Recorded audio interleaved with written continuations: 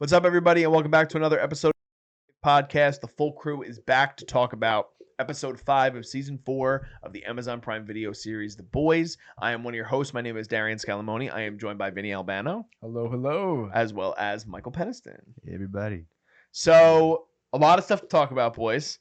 I feel like, in my opinion, and we'll get into it, obviously, in the discussion, this season is in a good groove right now in terms of where we initially started and really starting to build now on where we started from. Because if you guys do go back and watch our first episode of us covering The Boys, we covered the first 3 episodes dropped, right? Yes. All at once? Yeah. So we were talking about how we were a little disappointed so far. Like, it's still a good show, but it's not hitting all those right marks that we feel like The Boys have been doing. Last episode, Vinny and I covered, and there were definitely some things that we both really enjoyed. We had said it was our favorite episode of the season thus far. This episode, which is titled Beware the Jobber Walk, My Son, was my favorite episode of the season so far. I think Mikey might feel the same way. Vinny, I'm not sure about you, but I don't know if you want to just kind of give your broad thoughts on what you thought about episode 5. Yeah, so for me, I personally, excellent episode. I think, like you mentioned, we all agree that season 4 had a very slow, rough start, but it's picking up like crazy. I personally still love episode 4, and it's still my favorite out of the 5 that have come out yet thus far. Because the stuff with Homelander was like just, peak tension and like suspense in, the show. For episode 5, I really did enjoy it. I thought there was a lot of just amazing humor. I thought the sheep stuff was hilarious. Even some So of the good. stuff like on a darker tone, like some of the dark humor with Huey's dad I was dying. But also like that again, there was so much heart in this episode. We see so much heart within the Huey situation, and even the stuff with Victoria Neuman's character. And yeah, I overall really enjoyed this episode. And I'm excited for what's to come because they're setting up a lot. Yeah, here. I agree. Michael? It's definitely. No, I agree. I definitely, I wasn't in that conversation with as far as the last episode and Homelander's performance. I can see how that could still be a, in your eyes, a better episode solely because of that performance. I do still think that this episode, I think for me, was probably to me a little bit better just because it felt like The Boys. It felt like the first time, like having the team back sort of thing, and like all of them together. It just felt like before they were all so separated, and it was like it just didn't really, I don't know, it didn't really feel like The Boys. We had kind of mentioned that it was really weird, and so this episode, I love that aspect. I thought that bringing in certain characters was a power move on their part, like Giancarlo Esposito. That was like so smart of them, just because his character, I felt like, always was one of the main factors as far as The Boys versus Vault. Like he was just always like a main key to that, so he needed to bring back, especially with the whole Newman relationship, like you brought up. But no, this episode, like you said, I thought it was hilarious. It like hit in like all of the right moments as far as like just like dark humor. There were certain small beats in this episode that like you said, I could see for sure playing a big role in the future. There was like a little small moment with Ryan in this episode that spoke really loud.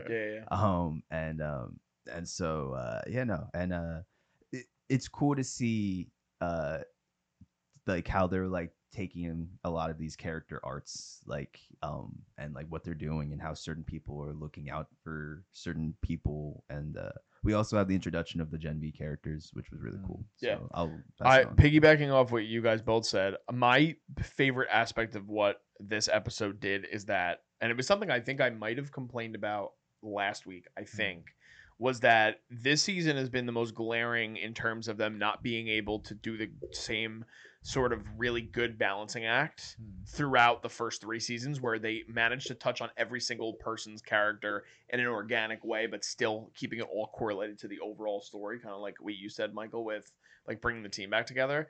This episode was the perfect example of them doing it right. There were so many things that were covered, and like you talked about, like we're building to so many things. Plus, there were so many character moments. Like there's something that I can remember about every single character and an impact of every single character in this episode, where I feel like we weren't getting that. And that's a lot to ask because there are a ton of characters, and we're plus introducing all these other characters into the mix. I mean, Ryan is definitely more of a focal point this season than he's been in previous seasons. Sister Sage is a new character we've talked about. Firecracker's a new character. And even what's her Ashley is her name, right? The redheaded. Yeah. So like there is something significant that happens with her that is going along with the whole A-Train plot that we see in this episode too. That is like probably like on the list of things that happen in this episode, it's still like the 8th biggest thing that happens because there's so many things that happen in this episode and they do a really good job of balancing it. So having said that, there is a lot to cover with this episode. So first thing I want to say to the audience, we're going to go into spoiler territory now. So if you guys haven't watched the episode yet, please go back and check out the episode 5 of season 4 of The Boys. Pause it right here and then come back and jump into it with us because we're going to go into spoiler detail right now. So let's jump into, we'll start with one aspect, right? Something that Michael brought up. We finally bring the whole team back together, basically. Now, Huey's in the hospital with his father, but we have Mother's Milk, we have Kamiko, Frenchie, and Starlight, and Butcher, all with Victoria Neuman and the return of Giancarlo Esposito, Stan Edgar, who they get out of prison to try and find this chemist who's working on a virus to counteract the Compound V. So, Michael, I know that's something you've been clamoring for all season is to bring everybody together. So how did you feel about all that sequence? And, of course, all the craziness that came with that, with the crazy sheep and the tentacles coming out of the bunny. I mean, there's so much to cover. So I want you to take the floor first because I know it's something you've been waiting on all season. You're referring to more so the that introduction with the Gen V again? Is that no? Like in terms of bringing the team together when they were on the farm, and bringing them together. Yes. Okay. Yeah, no, I I feel like in previous seasons, I brought this up before. I feel like in previous seasons, that's what really made The Boys kind of seeing like even in season 1, those first initial like kills that you saw them have, like a lot of them was them doing that together. And like I recently saw Huey's first kill when he killed Translucent, and like that was just such like a hitting moment, and like they were in like that like locked up cell together for a while, so it just felt very teamly, like you said that. And so having them all back together in this sort of stake too, just because it was it was so boys coded, like you said. It was like there's not even just the sheep, but also just like all of the animals, and like on the just like the whole environment of it. It like I feel like it was the perfect sort of way not only to bring them all together, but to also showcase where a lot of these characters are at still mentally. And like throughout all of this, there was like a one moment where like you saw Butcher kind of like let one of the bunnies kind of go, and it got and Kamiko kind of smiled at that moment, and it was just like you kind of see like you saw the heart in that moment throughout a lot of it. And so it was cool how they were able to play with the use of animals being like jacked up on right? While but while also still bringing in and like kind of like showcasing this family, this found family sort of feeling that we've gotten in the past season. So I really appreciated it. I like really did appreciate it. I also felt like it was really needed for the whole Victoria Neuman storyline. Victoria Neuman, I feel like her character has been really good moving forward, and she's been so like key as far as the government side of everything.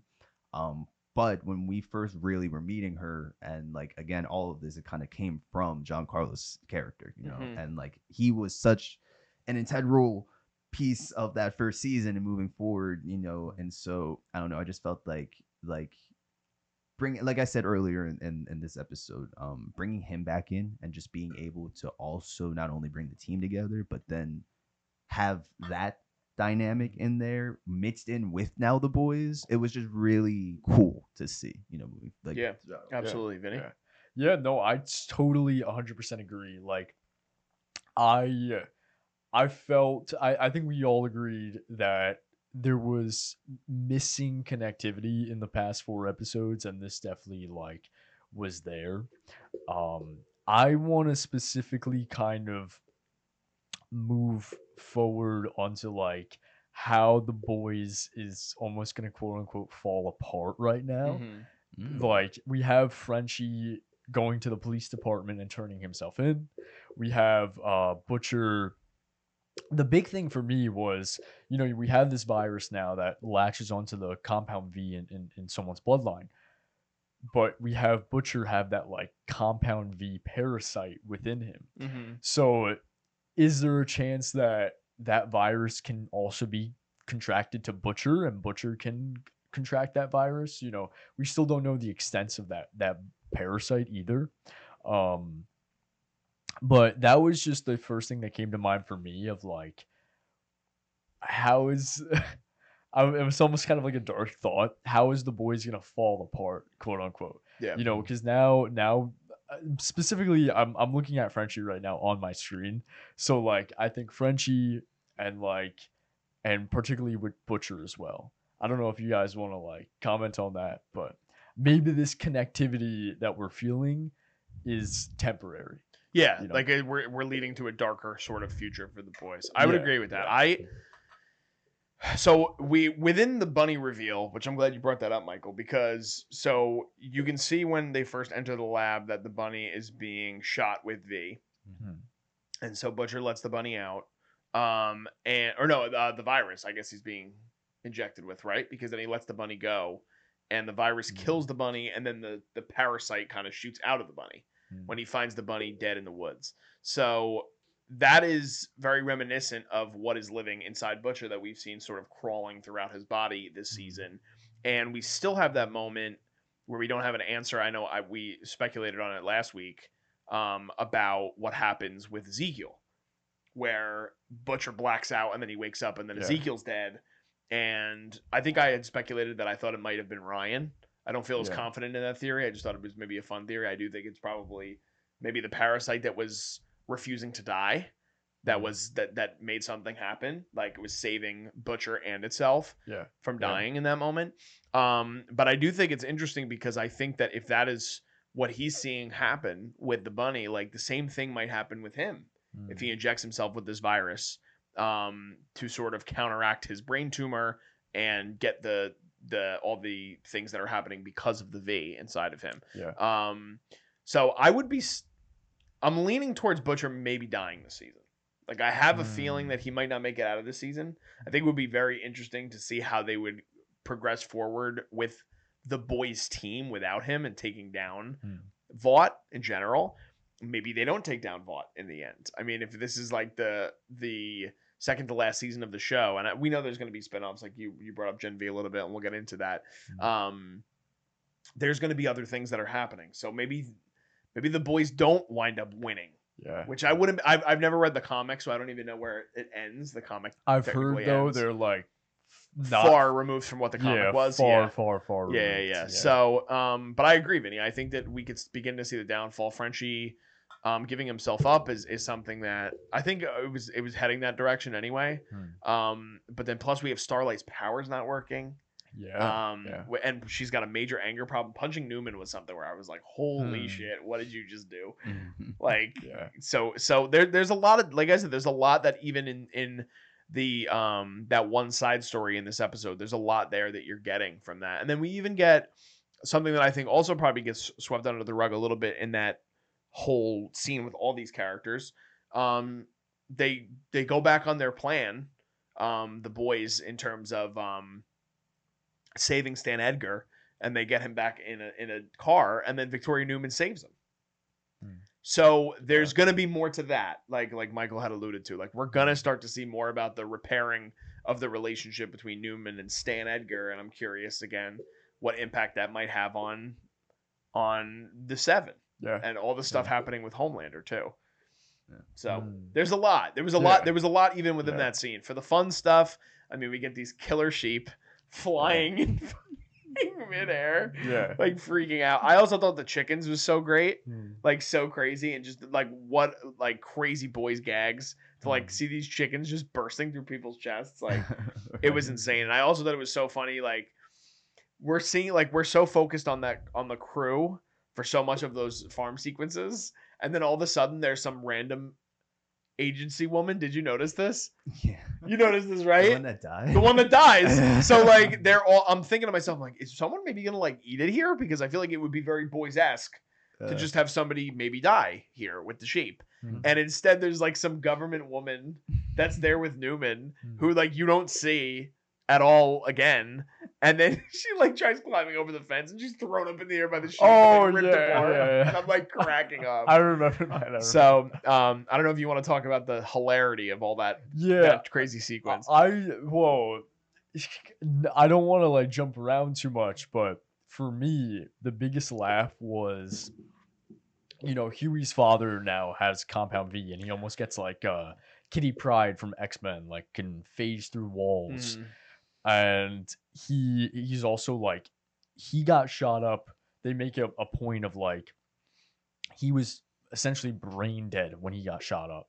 So the fact of like that on top of the V and all of that, like he's having essentially like a manic episode where he doesn't know what time, place, memory he's living in.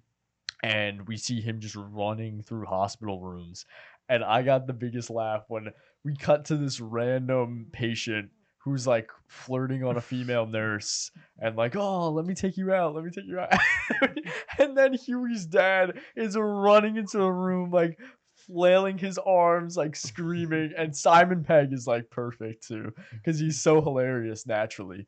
And he like runs through this dude's body and like becomes solid in this guy's body, and he just fucking explodes. His insides fall out all over the floor. Yeah. I thought that was the funniest part for me. But yeah, no, it was really exciting. I love how goofy this episode is. Yeah. In a good way. It is fun, it's goofy, it's really funny, but they're not losing their satirical edge either. Yeah. Do you guys want to talk about Homelander and Ryan by chance? Yeah, for sure. Okay. Do you want to dive into that, or do you want Michael to take it? Michael, why don't you talk about it? Okay, I can talk about it. That's been one of the subplots I feel like that to me is one of the most important ones. Just because I genuinely do believe that they're building Ryan up to either be the save all to all of this, or the most terrifying thing we'll see next to Homelander. And so it is. It's weird how back and forth that it's been. First, let me explain the moment that we got with them.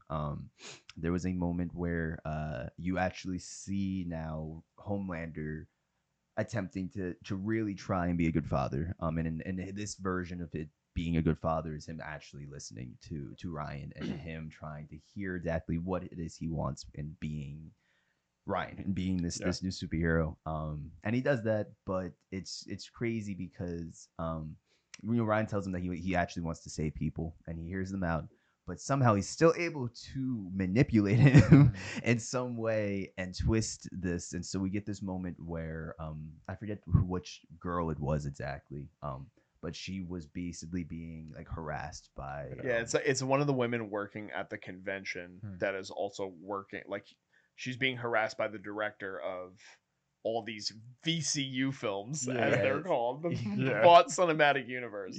So she's being harassed by that director played by PJ Byrne, who we've seen throughout like all 4 seasons of the show now. Yes. So Yes, and basically, Ryan just Homelander calls her out, and has Ryan save the situation. And it quickly turns into Ryan making a fool of this director, making him get on his knees, and beg and apologize and everything. And you can basically see in Ryan's face that look of crazy that we've seen all these seasons on Homelander's face. And so it was to me, and then also there was like this little beat where at the very end where they both kind of like took a sip of their straw, like you saw Ryan sip it and in the background you see Homelander do it. And like to me that was like a oh no, like father like son sort of situation. And that to me was so important to this episode and just this show, just because it just goes to show how manipulative Homelander really is without even truly trying to be. Not only that, it kind of showed is I don't know. Ryan, people were advocating for Ryan for him being like the first natural born superhero and sort of thing, and so he never really took the temp V, so maybe he won't have like the side effects that you have from that. But like we really don't know, to be honest. And like he could be crazy, like he could be, he could just genuinely be insane from all of this. Not even from having powers. Like again, he has a crazy life, so I don't know. I just feel like we're definitely going to see more of this. I think it's cool how it's been back and forth because at first, they were really doing a good job of painting Ryan as being the complete opposite, I feel like, of Homelander. But now I really have no idea. I have no idea what it's going to take, and I do think that it will take a Butcher Homelander reunion with Ryan in the middle for us to figure out exactly that which path, good or bad, Ryan went. Yeah, go ahead, Vinny. No, that's I 100% agree. I was shocked. I was shocked because my leading theory was I was really advocating of like, oh, Ryan's gonna be the one to take Homelander down. Like Ryan's gonna be the one. And then this episode really changed my thoughts completely. And I was just really just genuinely shocked. But I mean, if you really look at it, like this is basically what Homelander started doing too. Like when he first started, he wasn't just out killing anyone at first. He was really playing into the idea of like, oh, these are the bad guys, so they need to be like punished. And then that led into the downward spiral that we see in modern Homelander today, where he just doesn't care about human life at all. So I think now that Homelander had this like retrospective experience, he's kind of looking back on his life and like, all right, now I can the same path I took from the beginning, he can insist and push onto Ryan, so Ryan can take that same path in a way that is not so like, so apparent on Ryan's character at first. You get what I'm trying to say? Yeah, I think the diving into kind of what both you guys said, I think the important thing to know about their relationship going forward and what we've seen over the last few weeks with Homelander is the psychology behind all of it, right? He has that moment at the end of episode 3 where he's seeing the different faces of Homelander telling him we need to go back to where it all started. And him being able to reconcile or have closure with his upbringing despite him murdering tons of people was enough for him to now say, okay, like it was, and you do see in the beginning of this episode where he kind of like winces and he like twitches out a little bit, seeing this, and it's still in him still, and he's still kind of griping with it. But as Michael said, it's the first time we see Homelander listening to Ryan, and if Ryan as a young teen feels support from somebody that is his father and that he has some sort of love for, then like you said, Vinny, like that's not gonna happen. Like Ryan's not gonna turn on Homelander. Like of course he's gonna embrace his powerful father that's listening to whatever he wants, because so much of his upbringing was people protecting him and telling him he couldn't have anything because of who he was, being this natural born superhero, like you said.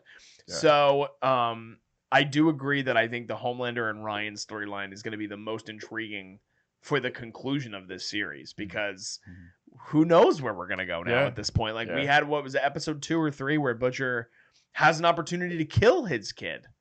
Or is it to kill him, right? It's like, and he just decides, no, that's not going to happen. And I am curious too, kind of jumping around to Butcher now. We get that moment at the end of the episode where we think the chemist is dead. The person who's developing the virus. I forget his name. Samir, thank you. Because he's in The Mandalorian. He's the same actor in Mandalorian that plays Dr. Pershing. So I was gonna say Pershing, but Samir, we discover that Butcher cut his leg off, and he's holding him captive. And Jeffrey Dean Morgan's character, which is still very mysterious. We do not have a lot with his character. Totally not real.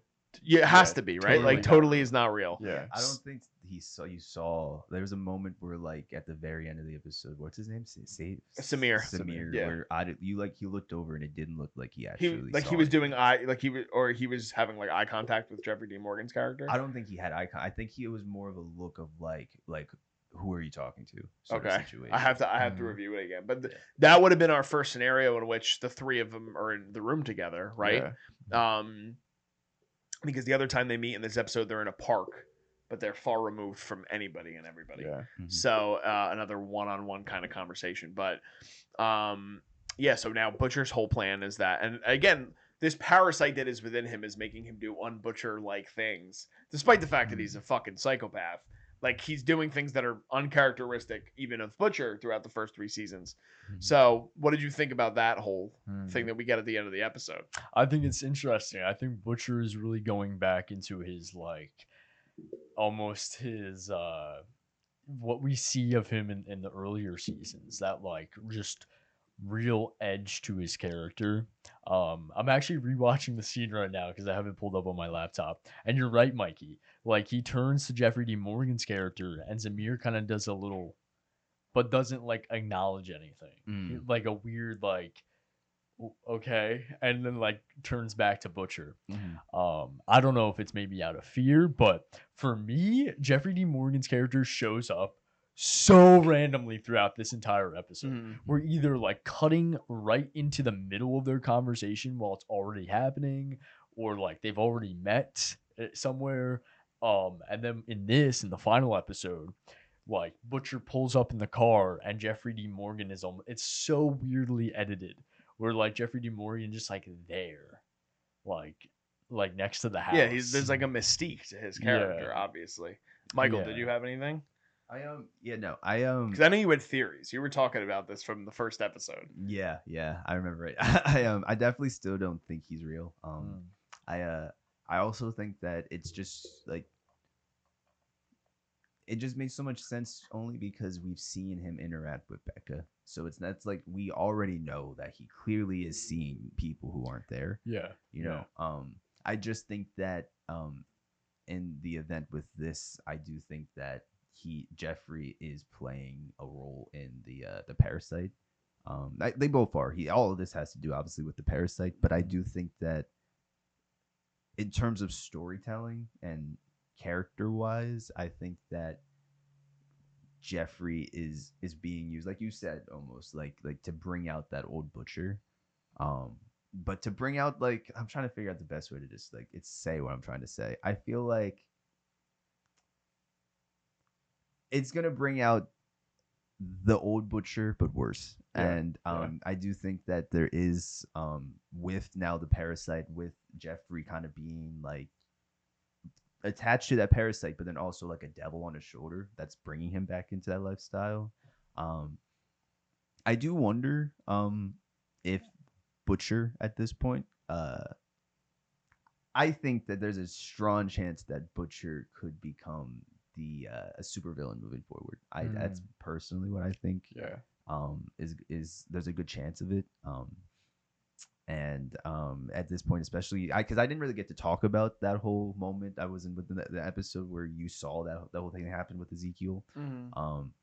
I genuinely do believe it's gonna be like a Moon Knight situation where it's like he's just in and out, you know. Yeah, and, Vinny had brought that up. yes, last episode yes. too, yeah. And like I genuinely think that like this could like for all we know he could kill Homelander with this sort of thing. Like I doubt they would do that for the sake of the story, but like it's just like I don't know. I just feel like having Jeffrey there and then having all these states and everything that have that with Butcher and everything, and then like honestly even just seeing the craziness of him like knowing that he cut Samir's legs off and just like that's an old Butcher style sort of thing. So it's like I don't know. It's old, but it's still alarmingly crazy to a degree. So that's why it's like I really question where he might. I have a question actually real quick. Yeah. Do we ever see like any scene of Butcher taking Zamir or like physically cutting his leg off or anything? No. Yeah, So it goes from them running out of the barn when they have the sheep break in from the other side. Yeah. They run away. Newman's crying out for Samir, can't find him. and then they have the police officer say, "I'm sorry, this is the only thing we had that was recovered," and it's his leg. Yeah. And then the next time we see him, he's tied up in, I don't even know if it's on the same barn or it might be somewhere else. And then he's like, "You're crazy," and like so he's aware that Butcher did it. Yeah. So I don't know, how but we re- never get we never get an actual look or Yeah. a visual of Butcher cutting his legs off. Yeah, Or 'cause- leg. I don't know if it's one or two. I'm not sure. It was just one. It was just one. That's what I thought. Yeah. I'm just curious how he did it too. Like, because it's shown like there's so like we're not shown anything. Yeah. And it's so oddly edited. Like it's almost like we're purposely trying to like they're editing around something. So like, did he use whatever parasite power he has to cut? Like, he had no like machete. Like a leg is pretty big, and he cut it at the thigh. So like that's a huge clean cut.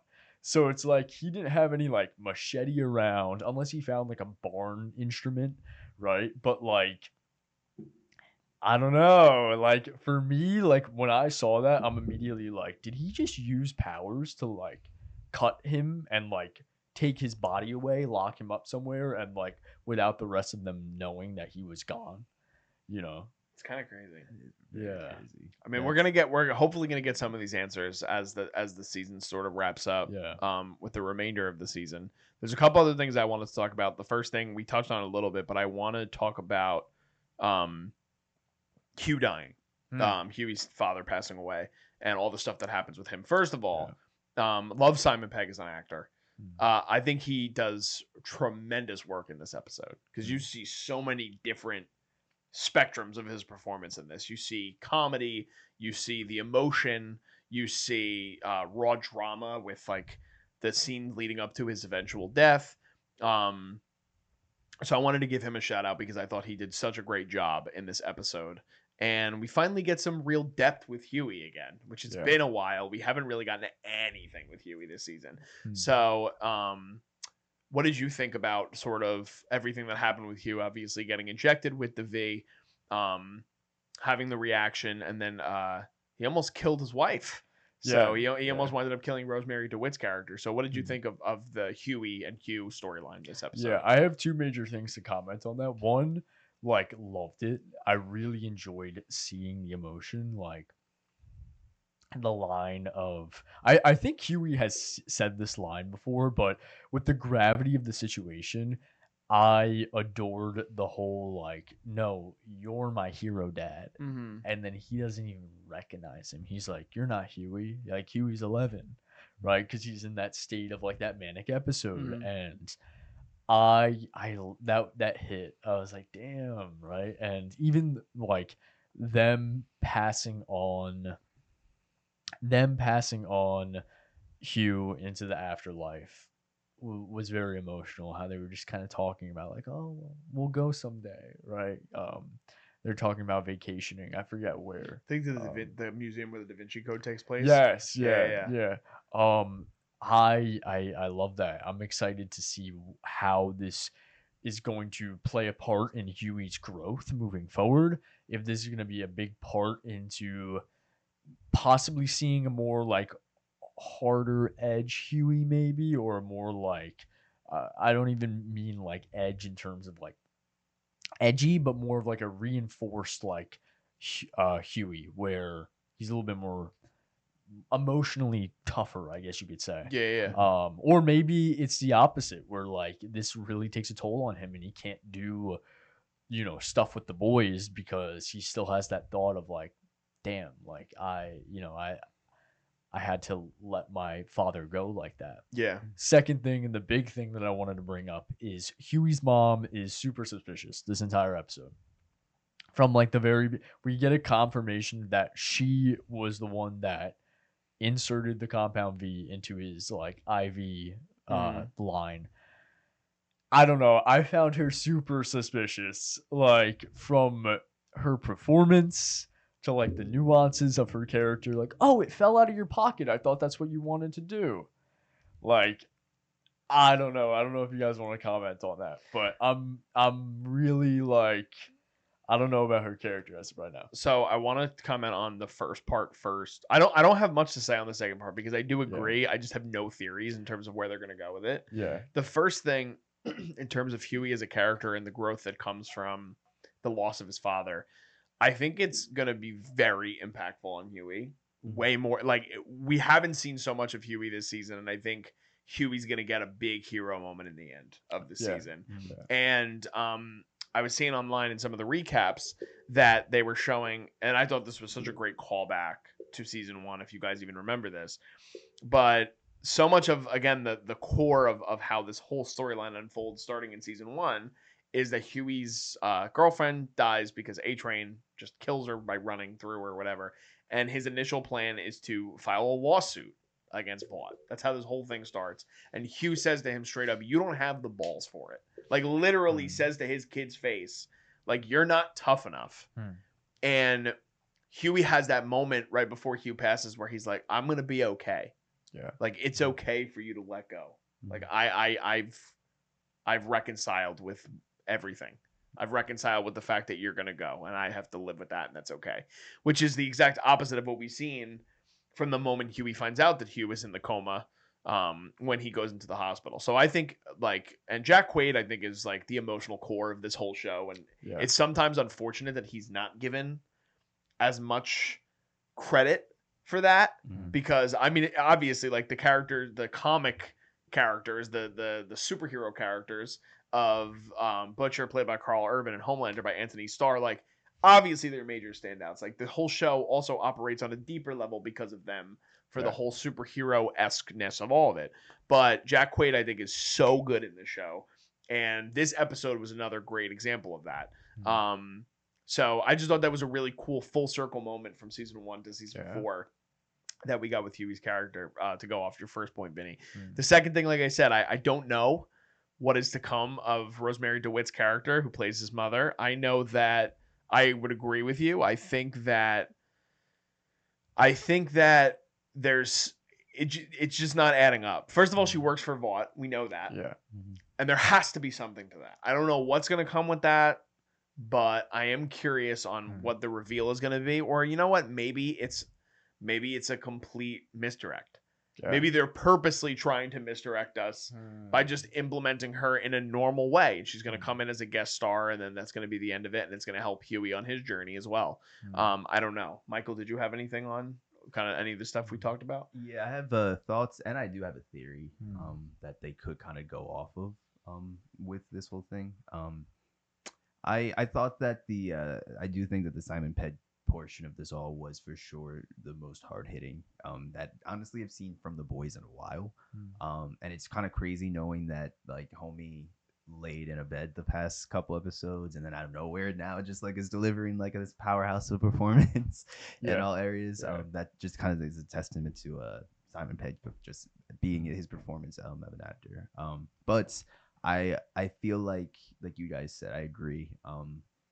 The relationship that we saw and like that emotional kind of core that we get with Huey is a driving force here. And I definitely think that having the three of them in this environment and having him just be in such like a state of just like literally having no control, it was so important, I feel like, in a number of reasons. I think that also just seeing Huey's dad, he's always been such a soft guy, you know, and like he's always been like a guy that just wants to love and everything. And it was something about that first beat when you saw him with the heart in his hand and like how menacing it looked, and it really shows like what like the hell Temp V, like what the hell is Temp V, you know what I'm saying, like if it's really doing stuff like this. And so I think it hit really like really hard, honestly, for me. And I think that the whole hospital bed moment was just like, again, like one of the more powerful moments that we've done out of this show. I hadn't really thought too much of the mom. I do think that it is very it's so weird, you know, all of her, you know, coming in, everything, her working with all, like you said, Darian. Like a lot of things are weird. My theory with this, I know that they've kind of strayed too far away from the comics. I've heard that as well. But I do know that in the comics there is such thing as zombie V, where it's like literally like people that took V that died will come back to life, sort of thing. I just because I feel like with Huey's character, that he has never really been able to rest throughout everything that's going on, like since what was his first girlfriend's name way back when? Not yeah, important, I have no idea. Was it Yeah. April? It's possible. Yeah. But back when she what's it called? He's just always been kind of like going through something, and I do think that this could have been a intentional move on the creator's part, even in driving that whole story with his mom as well, because first of all, I think it was like I was happy and I thought it was really nice and a beautiful moment when Huey like kind of like found his peace in his father passing, but it happened really quick. It happened to me so quick and so kind of early on to a degree that it seems like a tactic that they've kind of done with Huey's character, because I feel like what if this is something that like what if he comes back and like you said he found peace, but it's something that he's gonna have to keep thinking like, oh my gosh, I did this. I don't think it's gonna stop there. I think it's gonna keep becoming something where it's like, I did this, like, oh my gosh, like, and it could be nothing. Like he could come back for like a little bit, where it's like he might not be dead. This is a theory, also, by the way, but like he could come back for a little bit, and it could end up in some way then revealing something that had to do with the mom. I don't know. I just definitely do think that that there is a chance that with the way that it played out and how kind of quick it played out, there is maybe a chance that that storyline did happen. I also have this theory that by the end of the season, Huey will have no parents, to be honest. I think that she's one of those people that will end up, whether we find out that everything she's doing is with ill intention or whatever it is. I don't know. It's all of it is very, very weird to me. And I don't know. I just don't think that he might be dead. I don't know. They're throwing a lot of more mystery than we're accustomed to in the boys this season, which I do like. I don't know if you had a follow up to that, or if you wanted to move on. We'll move on to the last thing I wanted to talk about, unless there was anything else after this that you guys wanted to touch on. But so unfortunately, Vinny has not watched Gen V yet, and there's a lot of Gen V references in this episode in particular. So we get the first thing is that the soup killing virus that was developed at Godolphin University, which is where our students are from, is a major point in this episode. So that's the first thing, which Mike, I know you touched on a little bit, and I'll throw it to you in a little bit if you want to touch on it. But we also get the Guardians of the Godolphin in this episode, or the ones that are being sort of campaigned as the Guardians of the Godolphin, with I'm trying to remember their names. I have it in this article. Do you remember the character names from Gen V? Sam is the guy, and Kate. So we get Sam and Kate. They come on stage during the VCU presentation for the Guardians of the Godolphin film, which I love, by the way. We haven't really touched a lot on that. I mean, because it's so meta and it's so obvious, but like so funny that they have like the giant graphic of like 4 phases of films through Vault International. They're like, this is phases 9 through 16. It's so crazy. And oh my god, dude, the thing that like we get the trailer for A-Train's film with Will Ferrell, and there's a lot of really good stuff there. But yeah, so we got Sam and Kate in this episode, and Vinny doesn't have much of a reference point, so we will go to you last because you don't have much on that. But I also don't want to spoil the end of Gen V, so we're gonna try not to do that. But there's an obvious reason why they are there, so if we could do that for the people also who haven't seen it. But what did you think about so much carryover from Gen V to this season, which I'm sure we had somewhat of an inquiry that was going to happen based on what happens in the end of Gen V, but what were your thoughts on the Gen V connections in this episode? So I've been waiting for the Gen V connections just because, again, I'm not going to get into the ending of Gen V, but it ended. Let's just say it ended good. It ends in a way in which it makes complete sense why they're there. Yes. That was a great way to phrase that, because I just said it ended. But what's it called? I personally, for me, this episode, it was 50-50 with them. I'm so happy that they're there. And these characters will play a crucial part in the boys storyline. But they kind of were like so silently thrown into this episode. Like we didn't get like a line from either of them until kind of like the end. We were kind of just like there, which was nice.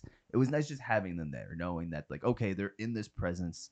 Like there's a good chance that like moving forward we'll probably see more and like the use of them more and at least maybe a couple more speaking rules.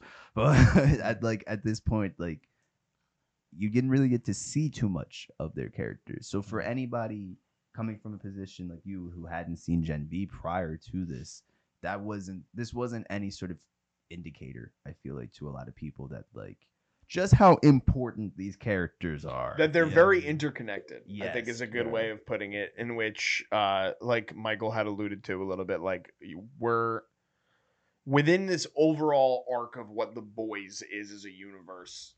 It's all going to come to a head Yeah. at some point Yeah. with what happens within season 1 of Gen V, the eventual season 2 of Gen V, and the boys as a whole.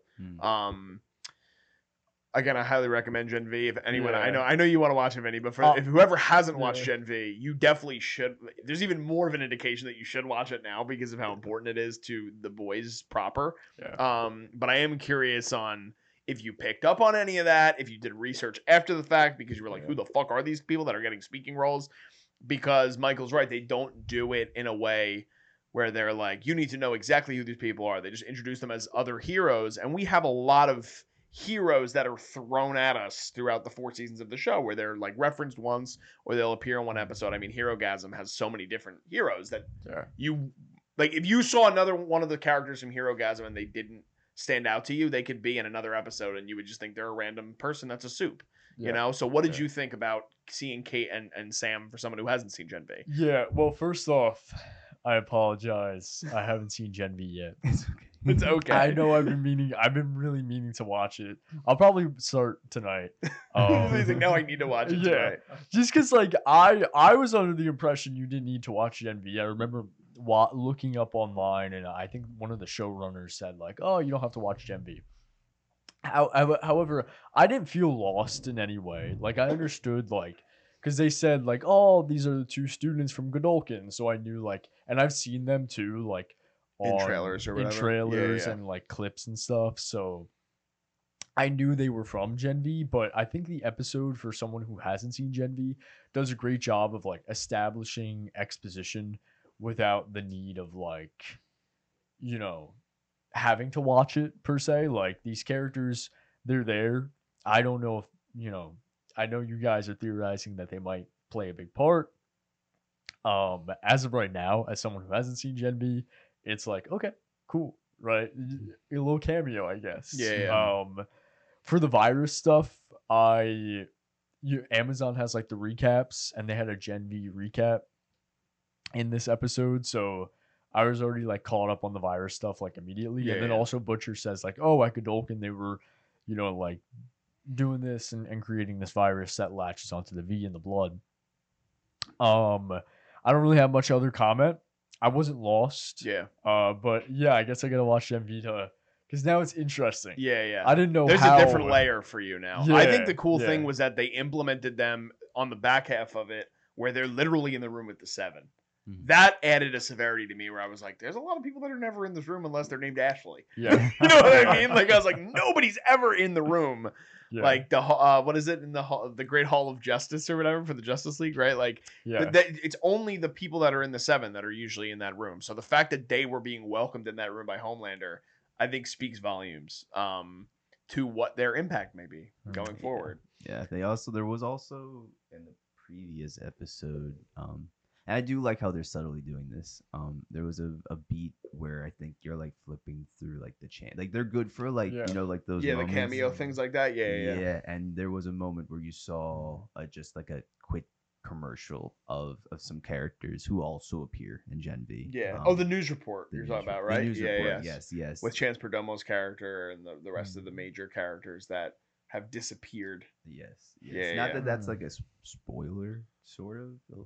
It's not, but like it's interesting that they're showcasing the end of something that happens within the show. So you definitely know something. Yeah, will you know play. something. But anyway, Okay. I don't want to dive more into it because you haven't seen it and some of our viewers might not have seen it. But Yeah. I'm not sure. I feel like we've covered everything. There's a lot to cover, but I feel like we I kind of just ran have through it all. one more thing. Yeah. It's not like a big speaking part, but I saw online that people are theorizing the last 2 episodes of the season are called The Insider. And then episode 8, which is the finale of the season, is called Assassination Run.